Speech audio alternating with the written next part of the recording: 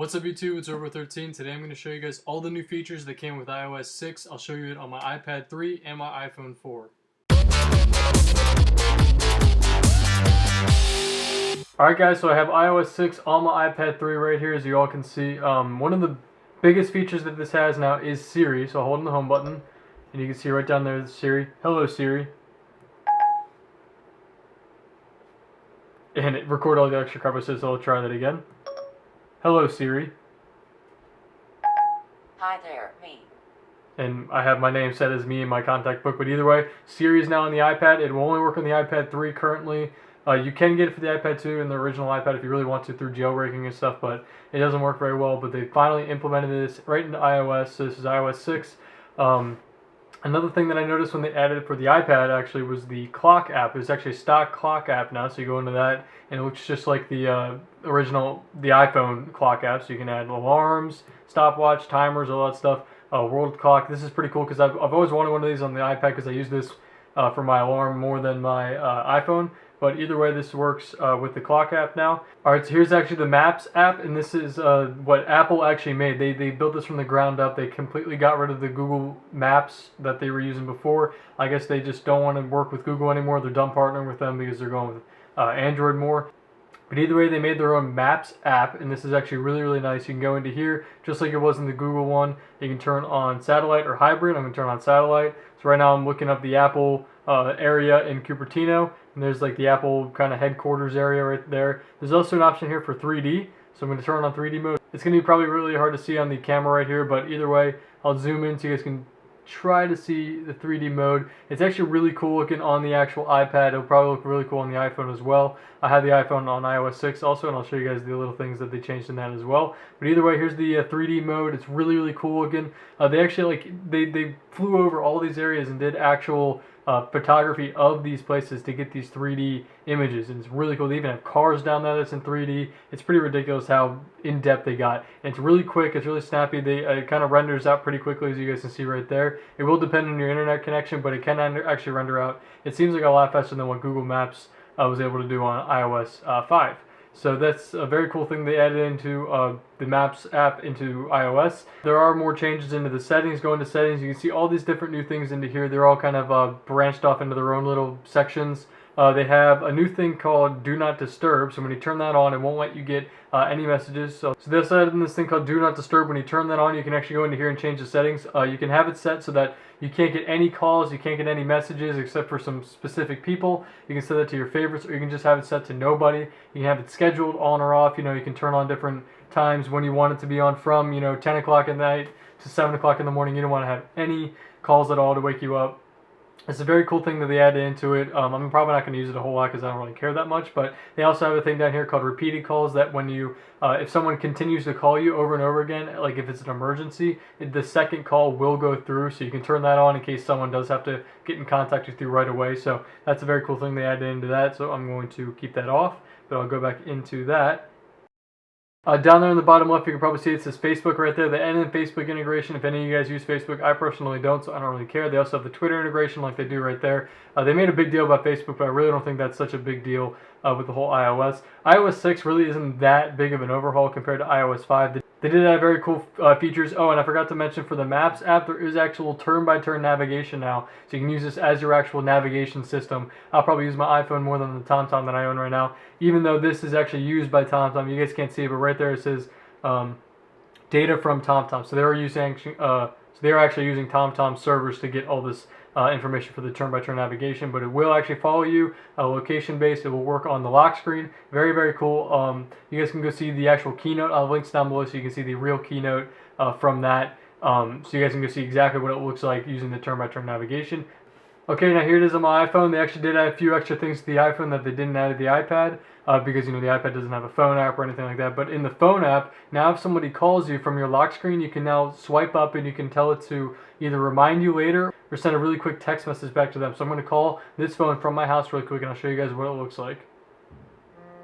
Alright, so there's my phone. My mom or me is calling me. So you can, right down here, you can swipe this up, and now you can tell it to either reply with a message or remind me later to call them. So I'm going to click reply with message. Even though this is my house phone, it's not going to actually send it to them, but you can set it so You can have it text, can't talk right now, I'll call you later, I'm on my way, what's up, or you can do a custom message. You can click on custom and type whatever you want really quick, not now, and then hit send. And then it'll send it right to that person. Then you can call them later, and then you can also send a message right to them, and they won't have to, they'll know that you're like in a meeting or something, and you don't have to worry about it. So that way you don't have to answer it. Because before, when someone was calling you, you pretty much had to just wait until the phone stopped ringing in order to text them back or anything like that. So that's a very cool feature that they added in for the phone app. Another cool feature that they added in was this thing called Passbook. Now this I don't really use at all, but this will be but people will use this if they use tickets or anything like that. Right here they have boarding and passes, they have tickets, they have store cards, they have coupons, they have a bunch of stuff. So this way it'll save all of your stuff into one app, and it depends on what the developer is for each app. Like Fandango might have movie ticket apps available in here, but other companies might not have it yet. So give it time if you guys are using this. Give it time for this to fully get implemented in with everyone else's apps. This is a cool way to keep all of your tickets and stuff all into one app, so you don't have to go fumbling around for it if you're late for your plane or something like that. You can just keep them all in one place and keep it all easily to find.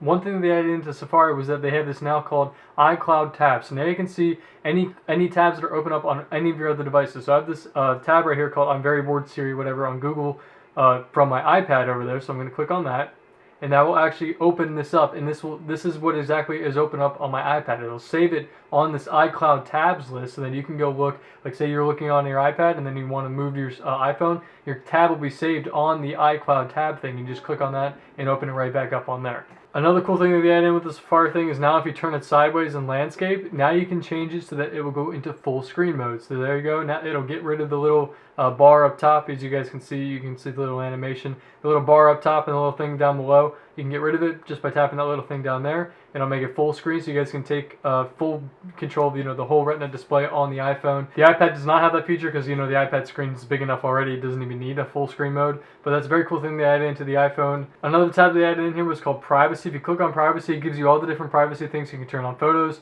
Like for photos, if you want to share it with other people, you can turn those on and off, which ones you want to share with them. Reminders, calendars, contacts, and location services all in there. It's all private stuff that you guys can turn on and off. It's an easy way to find all the stuff that that you would want to turn on and off to make sure that nobody else could see. They also added in a VIP section and a flag section for the mail. If you guys use your mail a lot and you want to VIP people, you can turn those on. That way any message that they'll send you can actually be sent to a specific mailbox, so you can keep them all together. Like say if you're trying to plan a party or something and you're trying to get RSVPs from a bunch of people, you can VIP all those people and then you can save them all into one mailbox. That way whenever they reply to you, then they'll all be saved in one mailbox and you can get those all into one place, and then you can see them all at the same time. That's a very cool thing. They also added in a flagged version of that as well, mailbox. So if you flag any messages, it'll send it straight to those mailboxes as well. Some very cool things with Siri. Now Siri can actually launch apps and actually tweet for you, or even listen to notifications and all that kind of stuff. So I'll show you guys, you can tweet from it. So as you guys can see right there in the top corner, I have Twitter. And right there, if you guys can see, there's a new banner across this. So new apps that you install from the App Store actually has this new banner right across it right there. That will disappear over I'm not sure exactly how long, but it will disappear eventually. But once you install it, it does look like that. And to show you guys really quick the new App Store, if you click on App Store, it will show you the new version of App Store. They changed up the they changed up pretty much the entire design of it. So let me zoom out just a little bit. So here's actually the new App Store. Here's the featured section, the categories section, top 25. I guess my Wi-Fi is messed up or something. I got search and then updates, so it all kind of looks different. Very cool looking thing. Same looking thing with the iTunes. I'll show you guys that. So here's the iTunes. It's actually very cool looking. It's very different looking as well. If you go into music, movies, TV shows, it's all different looking. It's very cool. New UI user interface type thing that they added into iOS. Okay, and I guess I completely forgot that the iPhone 4 doesn't actually have Siri, so I'm going to use Siri on here to show you guys that you can tweet from it, which is very cool. So I'm going to exit out of this, hold in Siri, and then I'm going to use the tweeting option for Siri. Siri, tweet, I am using Siri on my iPad 3 and a video will be up very shortly. Here's your tweet. Ready to send it? Yes. Okay, I sent it. So you see right there, Siri just read exactly what I said and then sent my tweet out. Now if I go up into Twitter, refresh my page, right up at the top, I am using Siri on my iPad 3 and a video will be up very shortly. There you go. I don't know if you guys can read that or not, but Siri can now tweet. Siri can also open apps. So I'm not sure which apps they can actually open, so I'm going to try to open YouTube. Open YouTube. So there you go. You can see Siri just opened up YouTube. So now Siri can do a whole bunch of new things, especially opening up apps and tweeting, that kind of stuff. It can search. It can remind you. It can read reminders now. It's very cool. So now back to the iPhone really quick. Sorry if I'm jumping around all over the place, but I'm going to go into the phone app. And as you guys can see, they did change around the phone dialer a little bit. Just, you know, the little design. These are little design things now. The phone dialer is just a little bit changed. One other thing that they changed was the music application. I couldn't remember it. So here's the music application. I don't think I have any music in here right now, but it does look a little bit different once you use it. Let me put some music in here really quick and I'll get back to you guys. So there we go. I just added in my iTunes Match stuff, but now you guys can see Geniuses, Playlists, Artists, Songs. You guys can change those around. But you can see it does look a little bit different down there. The little icons are different. Once you play a song, it does look different as well. So I'm going to play some of this really quick. I'm not actually going to, you know, play it. But once you actually click on the song, the little design down here is a little bit different. Let's pause that. Don't know what, oh, you're downloading the song now. But either way, yeah, you guys can see it down there. You can, just a little volume slider and the play and pause. Everything looks just a little bit different. They kind of changed around the UI just a little bit. So there we go. Now I can pause it. You guys can see up at the top, it says the song name. If I can get it to bring up right up there. You can, just the basic stuff, and it doesn't have any album artwork right now. But, you know, they did change it up just a little bit. So here's the music app, and the phone app was just changed, you know, just a little design things. But either way, that's basically the biggest things with iOS 6. If I missed a few things, I'm sorry. I'll try to make, you know, a rerun video of this if I need to. But I think those are the biggest things for you guys to check out.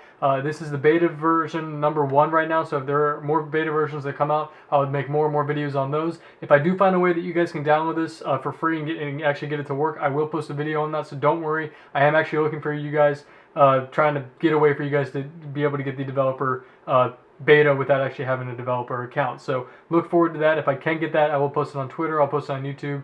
I'll get it out as soon as I can. But this is, you know, the biggest things with iOS 6. That's it. I hope you guys like this video. iOS 6 is amazing. This is just the beta version 1 right now, but if any beta versions come out later, I will definitely do more videos on that.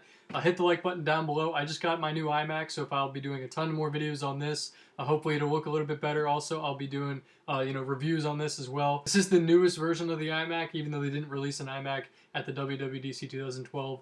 That was yesterday. They didn't release a new iMac then, but this is the newest up-to-date version of it. So I will do videos on this. I can do a bunch of new stuff now. I have the Windows computer over there. I have my Mac computer now, so I can do programs on both. I'll show you guys how to do a bunch of cool new stuff. New channels are down below. Click on those if you guys want to see those. Blah, blah, blah. Hit the like button again. Hit that subscribe button if you haven't already so you guys can see all my new videos. And I'll see you guys next time. Thanks, guys.